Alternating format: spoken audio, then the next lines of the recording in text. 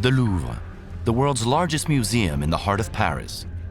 72,000 square meters of exhibition space housed in a palace that took 800 years to build. The historic Louvre interiors that go back centuries are definitely part of the collection. There is probably no other building which can even match it. It was the residence of the kings. From the 12th century on, the kings of France have built and developed a castle, then a palace, the largest in Europe. 210,000 square meters, the equivalent of 30 football fields.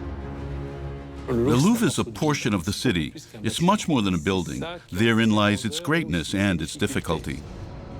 A vast palatial domain with rooms of massive proportions. 460 meters for the Grande Galerie and a ceiling 30 meters high in the Salon de None. From the Middle Ages to the 21st century, the Louvre has evolved with each successive regime, reflecting hugely different architectural styles. As we pursue the renovations, we have to both modify and at the same time fit into an existing system, and that's very complicated for architects. To echo the sovereign's dreams of grandeur and beauty, architects have used state-of-the-art technology and innovative materials. For the Louvre, with each generation, we want the very best. The Louvre has always been at the cutting edge of modernity. As with the original Louvre castle, the pyramid, which has come to symbolize the museum throughout the world, is an unprecedented technological and architectural feat. The structure of the pyramid is a totally innovative structure that had not existed before. That's what the Louvre is, architectural audacity at the service of heritage. The story of the Louvre is told through its transformations. A gigantic construction site punctuated with revolts and tragedies, an architectural adventure that we're about to discover from behind the scenes.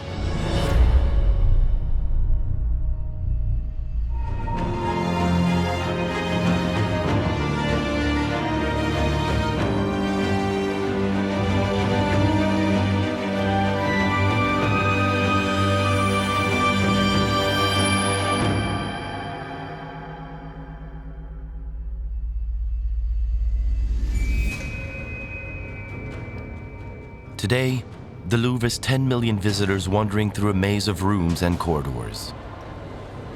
In all, 14 kilometers of perfectly studied routes for observing nearly 40,000 artworks. The museum comprises 22 escalators, 75 elevators, and 10,000 stairs. Figures to make your head spin, with just as many different services. Restaurants, cafeterias, coat rooms, auditoriums, special rooms for children, equipment for the blind. We now have a functional building in the sense that the crowds are welcomed, channeled, and distributed. It's become a much more efficient museum machine. Much more efficient in that the Louvre Museum has made an astonishing comeback. In the 60s and 70s, basically the Louvre Museum and Palace weren't very well maintained. It's a very long, very unwieldy building. There's no centrality, so it's not clear where to go in. In 1981, the museum was an immense L with 31,000 square meters of exhibition space. Jacques Lang, the newly elected Minister of Culture, made a proposal to take over the Richelieu wing, which until then had housed the Ministry of Finances. Lang's idea turned the Louvre into the largest museum in the world. That was the spirit of the memo I sent to the president, entitled The Grand Louvre, or For a Grand Louvre. And I said, think, if we go ahead with this, the Louvre would become the biggest and most beautiful museum in the world. Ieoh Ming Pei, the highly renowned Chinese-American architect, was chosen for the project, christened the Grand Louvre. First step, give the museum an entrance. The entrance would be the pyramid, a major transformation in the architectural adventure. Nothing could be left to chance, starting with its location in the center of the new museum, which changed from an L shape to a huge U. The illogical place, if it's three great wings of the Louvre, like forming this shape, would be to put it in the middle, right there. Best place to do that would be underground, and then connect with three passageways to each of the three wings. The depth of the lobby was settled upon at 9 meters for 2,000 square meters of surface area. The challenge was to take visitors down into a vast lobby that didn't have an underground feel to it, like a subway station. Well, if it was underground, it would need light. So the idea came to my father to have effectively a big skylight, which would also be the entrance. It was no small constraint to respect the view of an 800-year-old palace. Doing so ruled out the idea of a square or dome. The architects set their sights on the most logical shape, the pyramid. Now it was a question of dimensions.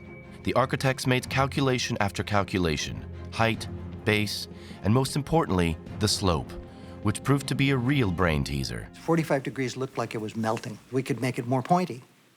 That felt too aggressive. The solution lay 3,000 kilometers away in Egypt, realm of the pharaohs, the greatest builders of all time. Pei drew inspiration from the most famous pyramid in the world, the Great Pyramid of Giza. After quite a lot of study, the Pyramid of Giza came to a proportion which is mathematically very close to a golden section proportion. Though Pei kept the proportions of the Great Pyramid, he obviously had to reduce its size.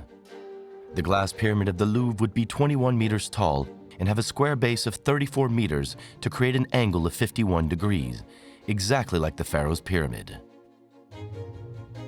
In 1984, Pei's team unveiled their scale models to experts, politicians, and the general public. The Grand Louvre project immediately sparked a debate. Personnellement, je n'approuve pas le mélange des genres. Ça, c'est moderne, mais c'est joli. On croirait un petit Ça diamant n'avait posé pas sur besoin de ça Je trouve ça terrible. pour la publicité du Louvre. Je la trouve très chouette. Atroce. The pyramid was a shock because it's glass. People said it's an international aesthetic, an American aesthetic. They said it's a technical object. People thought that, well, this is the most perfect building, the most perfect space. We have to leave it exactly like it was. You cannot touch the Louvre.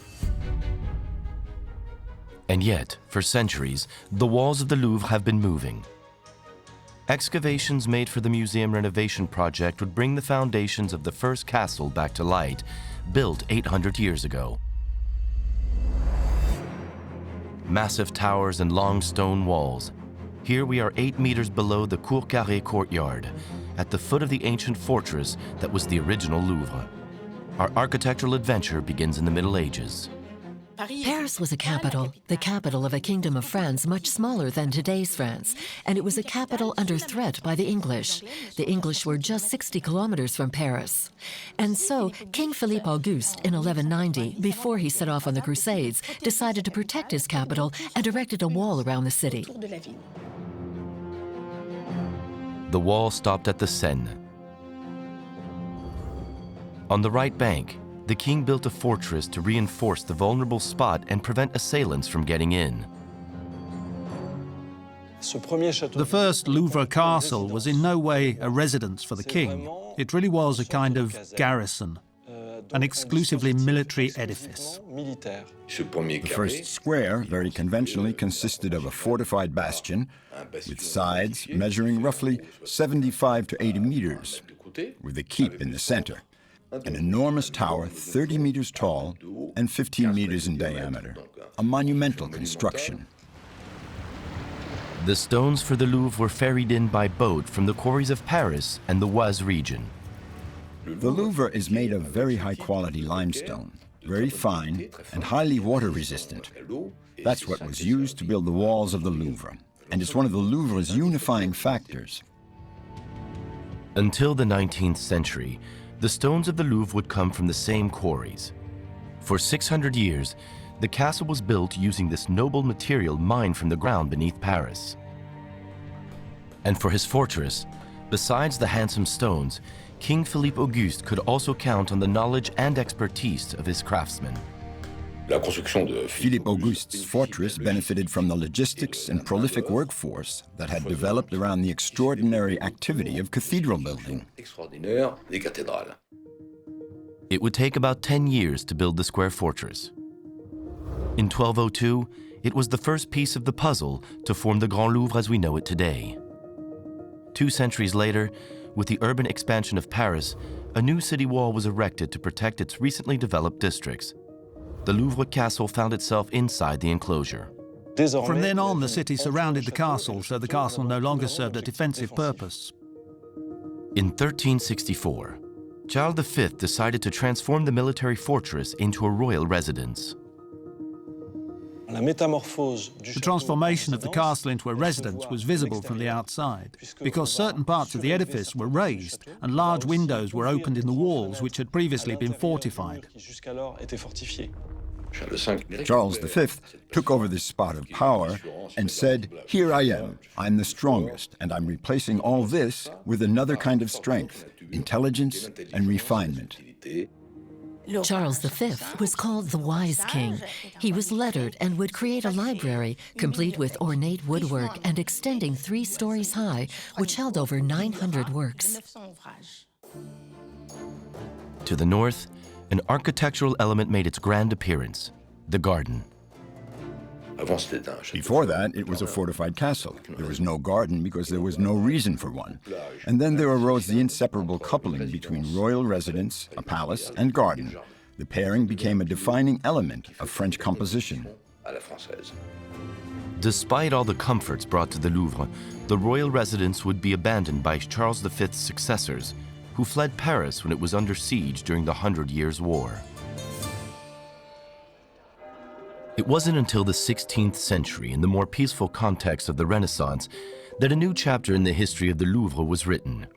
200 years after the last renovations that turned the fortress into a royal residence, Henry II longed to compete with the impressive achievements of his European rivals. The medieval Louvre undoubtedly seemed like a rather dated, old-fashioned chateau in terms of the modernity of the new architecture that was developing in Italy and in France. The Louvre's massive tower was demolished, along with the West Wing. Then, in 1546, it was rebuilt on the super foundations of the medieval fortress. The Lescaut Wing, named for its architect, is one of the most beautiful vestiges of this era. It lies in the Louvre Cour Carrée. The reconstructed edifice was marked mainly by a new sense of regularity. The ensemble of the facade is now defined by geometry. Windows are distributed symmetrically, and the front door is in the center of the facade. We're no longer dealing with technological challenges for Gothic architecture. We know how to build. So where do the concerns lie? With style, decoration, ornamentation. The facade is decorated with numerous sculptures, all to the glory of the king. We also note the use of new forms inspired by antiquity, forms we see on monuments in Italy. They were used here to decorate the facade, particularly the columns. At the king's request, Pierre Lescaut created a supplementary half-story and a mansard roof. The upper part of the roof was no longer pointed, but flat with a small terrace. This prototype, built at the Louvre, was the first of its kind in Paris and would go on to be used in several buildings throughout the capital. The transition from the medieval Louvre to the Renaissance Louvre was radical. Take the interior distributions, for example. One thing that radically changed were the stairways. Medieval stairs were all spiral staircases. These staircases, an incredible innovation from the Middle Ages, were real space savers with their narrow steps spiraling around a central axis. But during the Renaissance, the staircase evolved beyond a simple tool for getting around. It became an element of prestige. At the northern extremity of the building, Pierre Lescaut built a highly modern straight staircase for the Louvre. Gone was the spiral, and in its place, a direct path from one floor to the next. The result was magnificent. The formal procedures of the court required layouts where people could walk several abreast, where the king's appearance could be dramatized. For instance, him walking down the stairs. It's not the Folie Bergère, but almost. We're already in a narrative of representation. From his apartments, the king would walk down this richly decorated staircase to his immense 450 square meter grand ballroom. A room which today is devoted to masterpieces of ancient sculpture. The Salle des Caryatides was designed to be a majestic ballroom with a balcony for musicians. This made it the ideal setting for all sorts of events. The musician's balcony is supported by 4 caryatids. These columns of Roman inspiration in the form of female figures were sculpted for the first time at the Louvre. Pierre Lescaut's work was immediately perceived as a sort of manifesto of French architecture, of an almost unsurpassable horizon. Under Henry II, only the west and south wings were rebuilt. As the chateau continued its slow transformation, another construction project located to the west would alter the structure of the Louvre. In 1559, Henry II died accidentally in a tournament. His wife, Catherine de Medici, took the reins of the Valois dynasty. She governed in place of her children in a complicated political context. It was the start of the wars of religion. Issue was taken with royalty, and the Queen wanted to mark the presence of kings in the capital. For this reason, she purchased land about 500 meters west of the Louvre. The Queen Mother had a palace built opposite the Louvre Chateau. Since it was located on the other side of Charles V's wall, it was completely independent. Her new residence was erected where a former Tuileries, a tile manufacturer, used to stand, thus providing the name for her palace, the Tuileries. It was endowed with a vast garden which still exists today. The garden was very big, 300 meters long, and consequently the palace that was to stand before the garden had to be the same length. It was a considerable shift of scale in terms of what already existed on the Louvre site, because Lescaut's facade was only 60 meters long. Her inaugural move changed the entire scale of the site. The Tuileries was still under construction when Paris was struck by the wars between Catholics and Protestants. Catherine de Medici tried to appease the tension by organizing festivities in her nearby chateau, the Louvre. The Louvre was a place of celebration and leisure, but also a place where tragic events took place, particularly on St. Bartholomew's Day, August 24th, 1572. Everyone was gathered in the Caryatides ballroom to celebrate the wedding of Catherine de Medici's Catholic daughter Margot to Protestant Henri de Navarre, the future Henry IV. Sometimes it's said that the wedding was a kind of fireworks in a powder keg, and that's exactly what it was. The Catholic leaders decided to eliminate the main members of the Protestant party. The situation quickly went from bad to worse, spilling outside the Louvre to become a genuine massacre throughout the city. Over 3,000 Protestants were killed throughout Paris, and this actually sparked off a massacre that spread throughout France. The walls of the Louvre would long resonate with the screams and howls from this night of horror.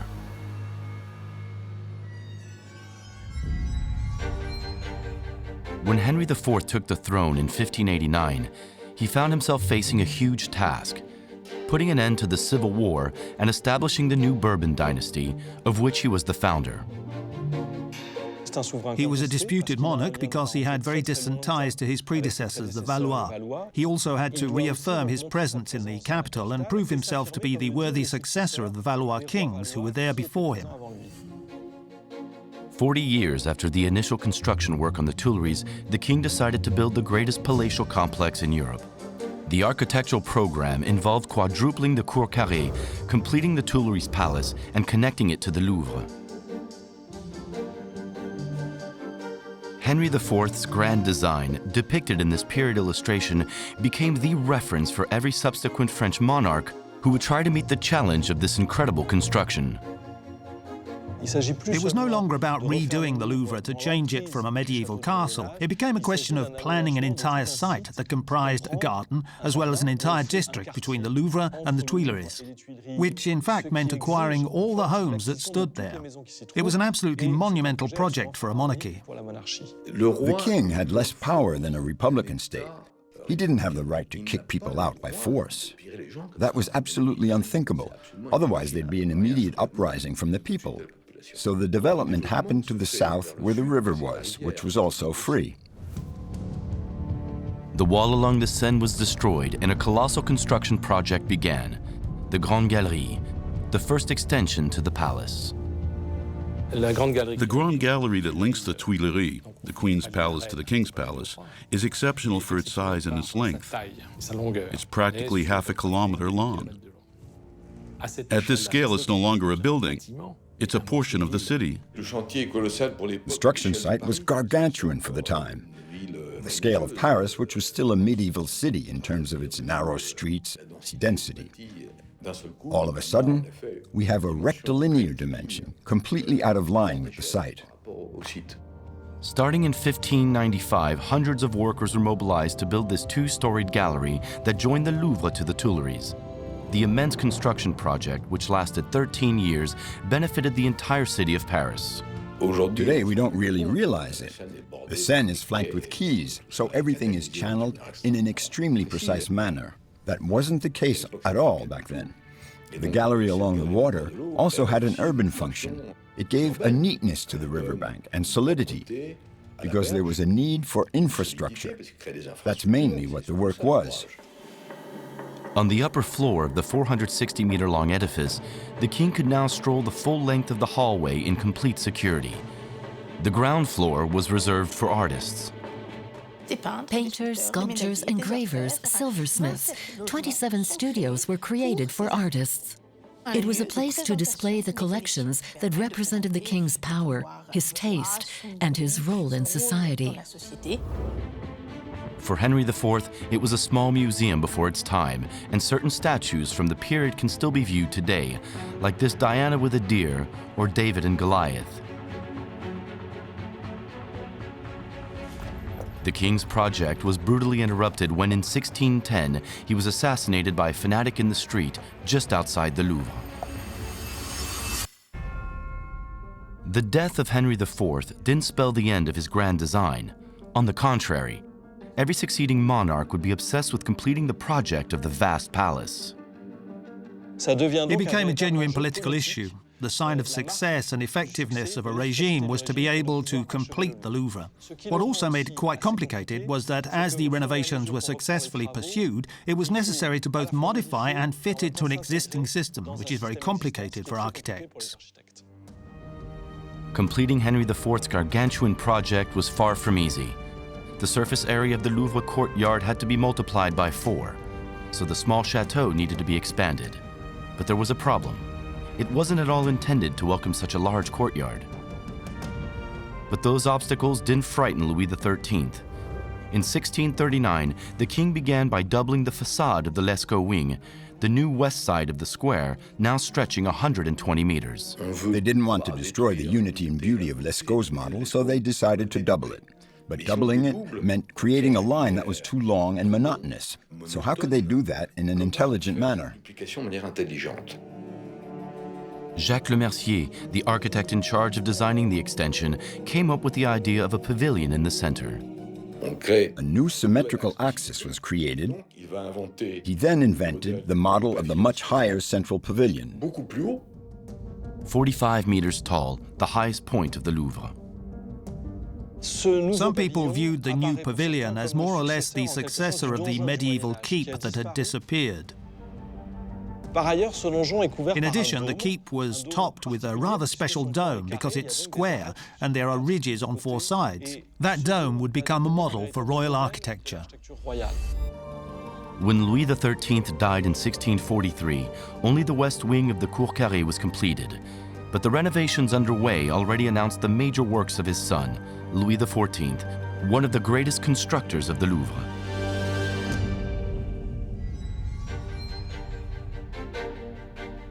Louis XIV was only a child when the kingdom was shaken by revolts. It was only in 1652 that Regent Anne of Austria and her son were able to enter the capital. They moved into the Louvre, which was a highly fortified palace, but not necessarily a very comfortable one. The first renovations therefore consisted of providing a bit more comfort for the king and his mother. In the small gallery on the ground floor, the Queen had an apartment put in, with 6 rather sumptuous rooms.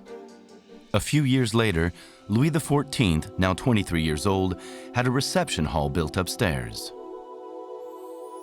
Charles Legrand, Louis XIV's chief painter, would decorate thousands of square meters of vaults, and to do so, he would gather a team of specialized painters and sculptors to create a grand décor.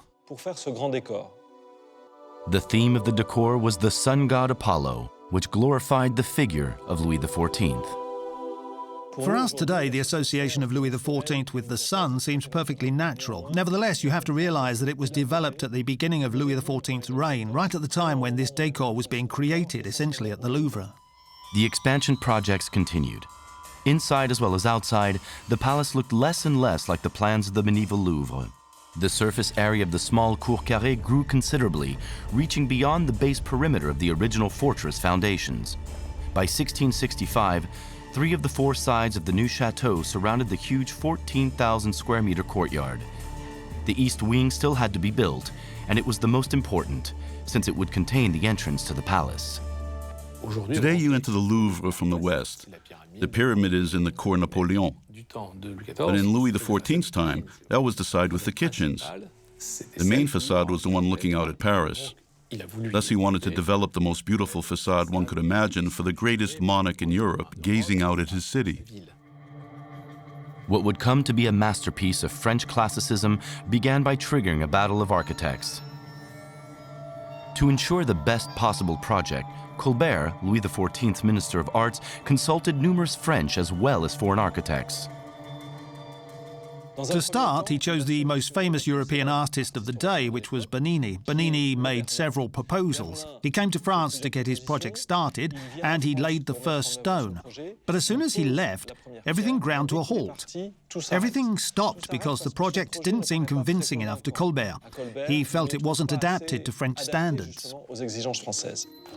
The project that was finally settled upon was the colonnade, designed by a consortium of French architects consisting of Charles Legrand, Claude Perrault, and Louis Levaux. Levaux and Perrault composed a classical facade that was extremely sober, extremely elegant, and particularly immense, with a colonnade that joined 2 floors. And 2 floors at the Louvre Palace was already quite large. It was an act worthy of the Sun King.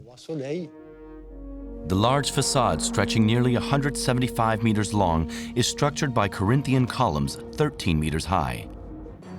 Despite the monumental entrance, Louis XIV chose to move to Versailles, leaving the Louvre half-finished. Certain walls lacked floors and ceilings. When the king moved out in 1682, only the Tuileries had been completed. The question then arose what to do with the palace when the king no longer comes to visit. The Louvre underwent a radical change of vocation and became a temple of art. Academies of painting and sculpture moved into the royal apartments and organized exhibitions. The idea of a museum, which grew slowly under the ancient regime, would finally become a reality 100 years later with the French Revolution.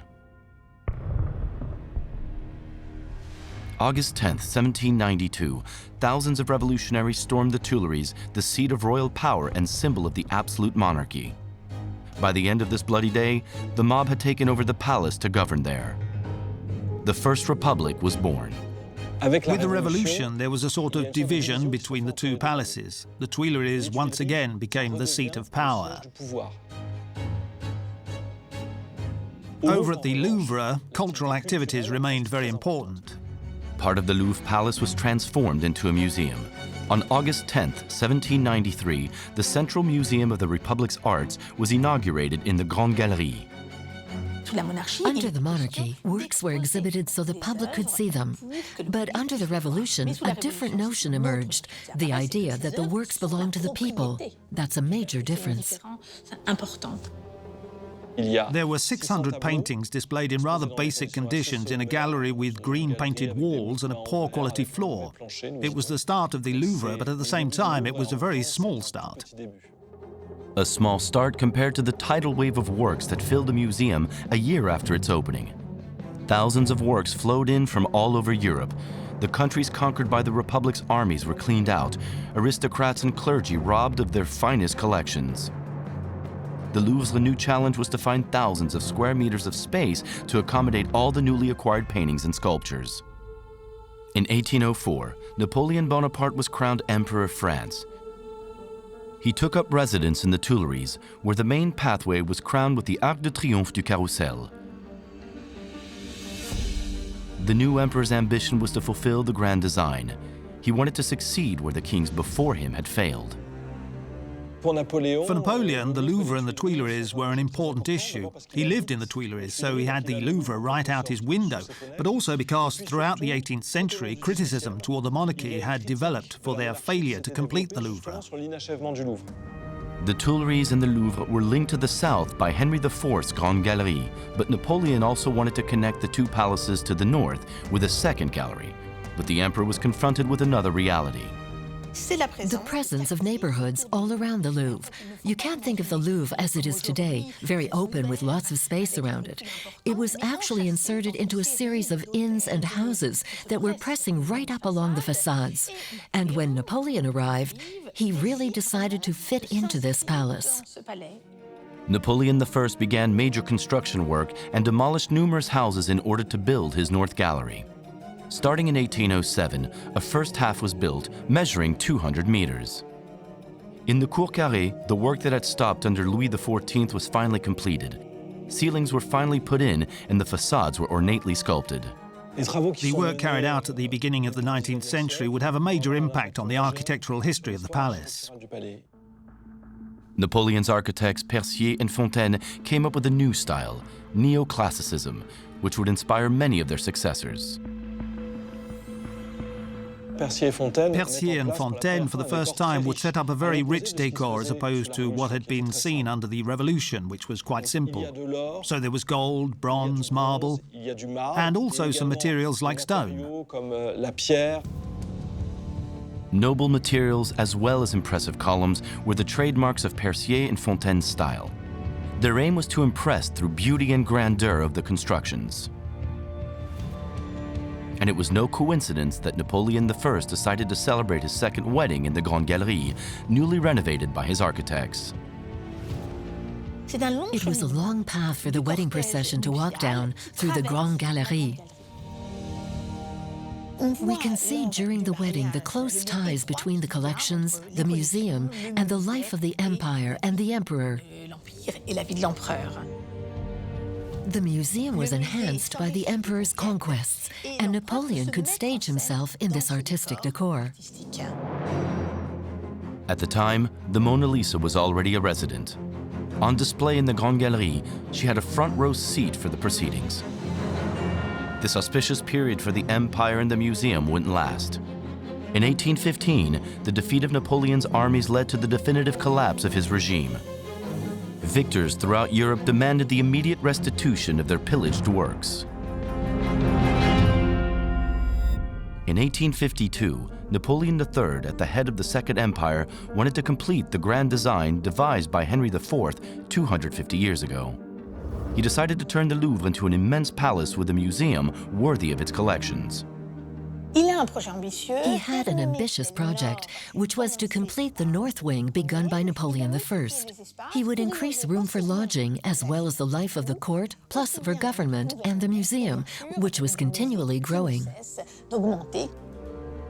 There wasn't much time. The work had to be completed for the First World's Fair, which would be held in Paris in 3 years' time. To meet the challenge, the emperor entrusted the work to architects Visconti, then Le Fuel. He would succeed where others had failed. What made this possible was France's great economic health at the time, and also the new industrialization of architecture, which made it possible to manage a huge work site. With the arrival of the railroad, for the first time, stones for the Louvre were brought in from a more distant quarry, in Lorraine. 3,000 workers toiled round the clock in shifts, 7 days a week, to build the final pieces of the puzzle. The two palaces that had been erected in a totally independent and separate manner, because of the densely developed Paris districts between them, would finally be joined. And that was a small miracle. The final houses were demolished and 2 wings were built. The Louvre was a complete enclosure. In its center, a large courtyard, the Cour Napoleon. Like his predecessors, architect Le Fuel had to integrate his new Louvre into the architecture of past centuries. While the bulk of the work was completed in 1855, they now had to fill out the additional 21,000 square meters. Le Fuel began his Herculean task with the construction of monumental staircases. The Molière staircase, the Daru staircase, which was greatly modified later on, stairs that were meant for movement, but also as places of display with a highly original decor. The stairways served the sumptuous reception halls of his State Department, as well as the 132 rooms of the museum, decorated and outfitted to receive the greatest masterpieces. As for Le Fuel, one could take issue with his decorative load, but he always perfectly mastered the very large scale of the Louvre. At the Louvre, the first floor is 10 meters high. That's 8 times the height of a room in a fine chateau or Parisian private mansion. It's absolutely gigantic. By adding these final rooms to the ensemble, Napoleon III created a vast palatial domain of 210,000 square meters. But fate had something else in store for the Louvre. No sooner was it completed in 1871 than a huge intentional fire destroyed the Tuileries Palace, leaving the Louvre gazing out at an immense 25-hectare garden. In 1925, the museum underwent a small revolution with its new director, Henri Verne. Upon his arrival, Verne wanted to modernize the institution and, above all, unify it. Until that time, the Louvre Museum was actually the Louvre Museums in the plural. We would talk about the Egyptian Museum, the Assyrian Museum, the Painting Museum. It had been individualized to the point where there were several separate entrances. Henri Verne created underground passageways so visitors could move from wing to wing without having to leave the museum. A more fluid path where the collections were also better organized by theme and chronological order. Henri Verne was also the time when electricity was installed in the palace. One of his concerns was that people who worked during the day could also come to the Louvre and enjoy it and learn from it. Though Verne's plan was interrupted during World War II, it would remain forever engraved in people's minds. The Grand Louvre project, launched by François Mitterrand and Jacques Lang, really crystallized a particular moment. The political desire to join up with a history that was underway.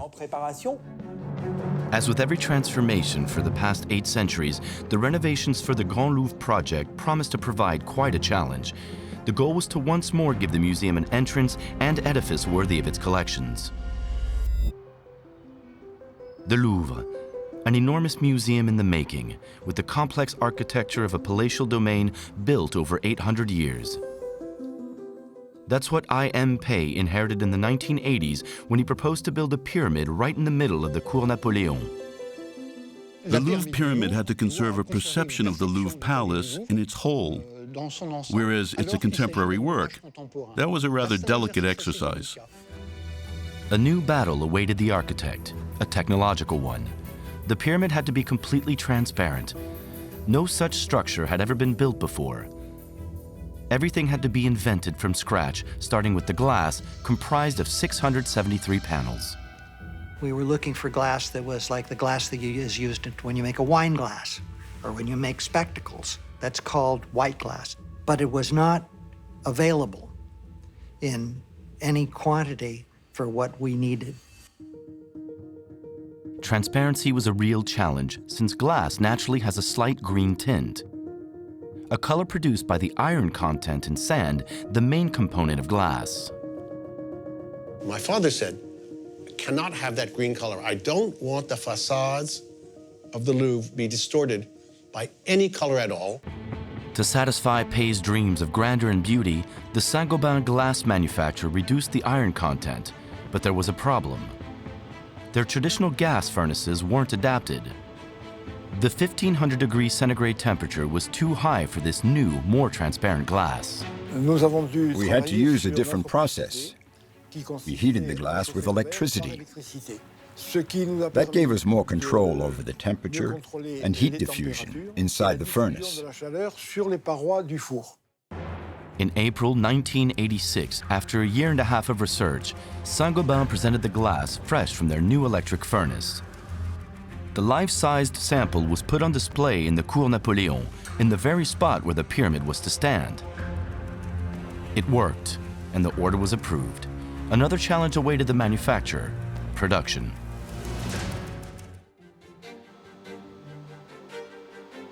December 1986, Saint-Gobain launched the fabrication of 673 panels that would compose the pyramid. We're a heavy industry, make slabs of glass sheets.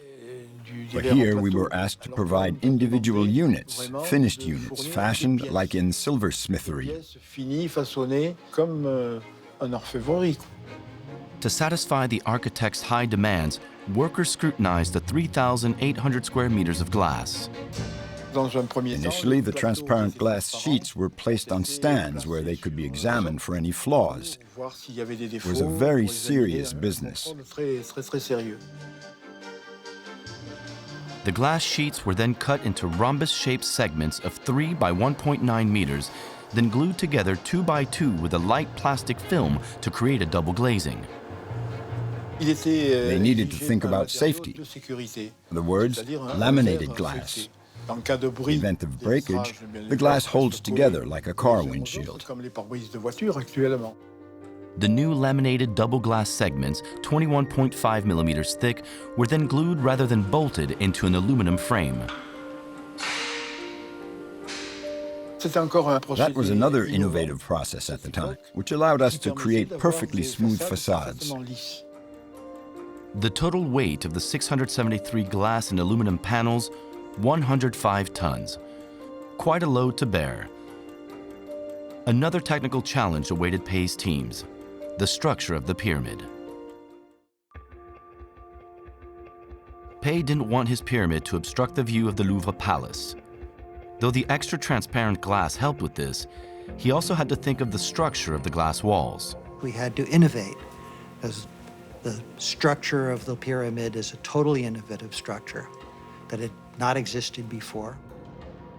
Pei's team settled on a framework made of stainless steel, a quintessential light yet solid material.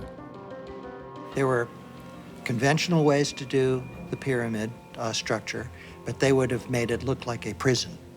Big iron beams crisscrossing together. And we looked at a space frame. It was a very difficult study in a context where, although we did have computers and calculation capacity, it was nevertheless computer technology from the late 80s. Inside the glass pyramid, the structure echoes the rhombus-shaped grid. The strung cables and bars perpendicular to the glass are able to bear the incredible load of the glass panels. To develop the system, the engineers turned to yacht technology. We were able to develop a system which is basically the way you hold the mast of a yacht up, where you have one pole that is in compression and then cables that are very slender that hold it from tipping over, that take it in tension. With this ingenious system applied to the pyramid, Pei achieved the impossible feat of a structure that is both solid and transparent. In January 1988, the 95-ton steel structure, which took 9 months to put in place, was ready to accommodate the 105 tons of rhombus-shaped panels of glass and aluminum. The pyramid, chiseled like a diamond in the Cour Napoleon, was now part of the scenery. The Louvre Pyramid is architectural audacity at the service of heritage. Beneath the pyramid, a vast underground lobby finally gave the Louvre its heart and lungs. 9 meters deep, its walls are clad in stone, like the foundations of the palace surrounding it. We wanted to use materials that were related to the materials that all of Paris is built with and that the Louvre Palace is built with. I spent over a year going to meet people in quarries in France, both in the Burgundy region, in the Chablis region, to find the right kind of stone. It's just beautiful, very hard, will last a long, long time. The smooth white concrete ceiling was developed according to the same strict demands. It took a year and a half of trials in order to hit on the right formula. We used a special mix where we used this dust powder from the same stone we were using in the stone walls to give it that color. And we used white cement, so it didn't change the color.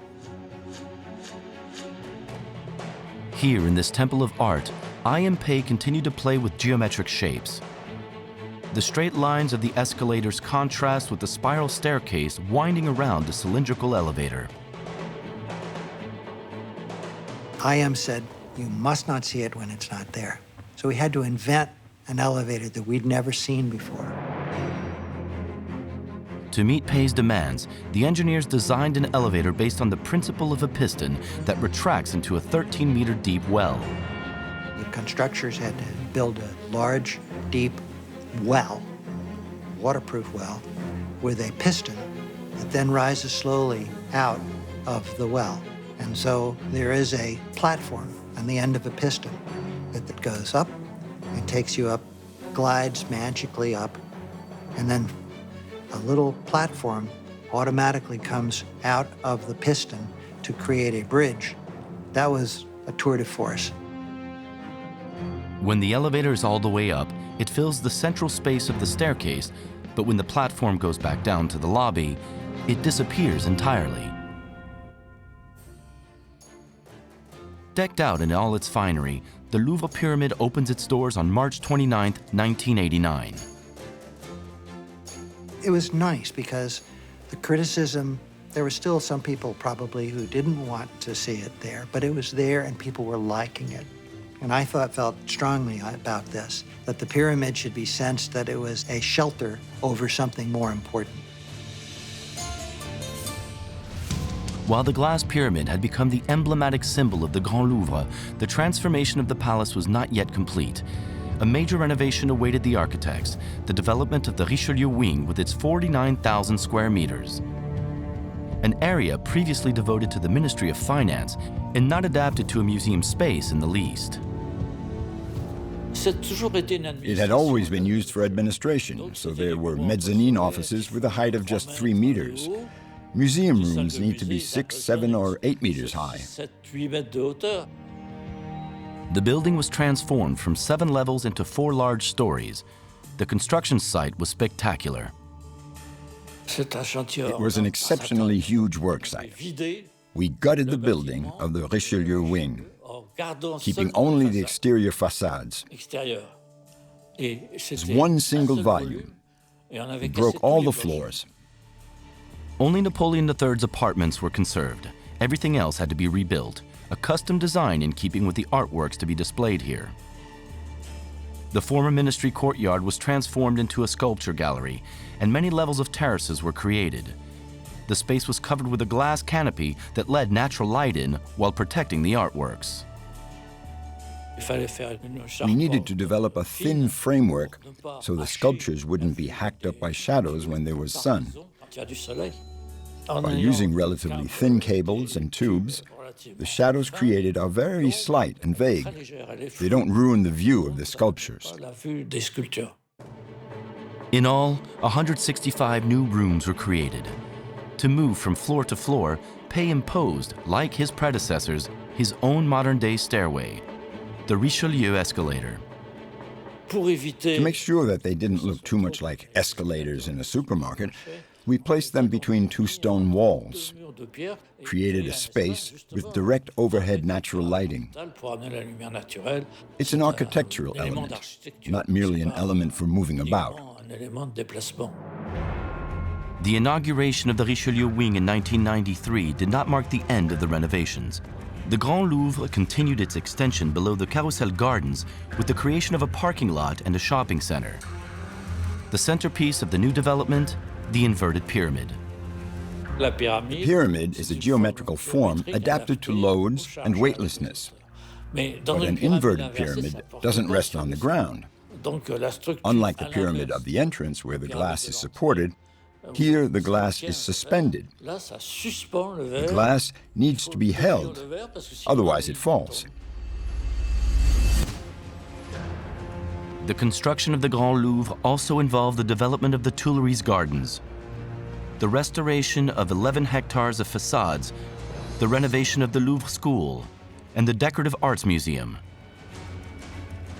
2 institutions independent from the Louvre Museum, but which have also kept traces of architecture from the former palaces. The Grand Louvre is an extraordinary operation which for 15 years could have been perceived, or at least by myself as a young architect perceived it, at one time as a completion. But not at all. The Grand Louvre has already been extended.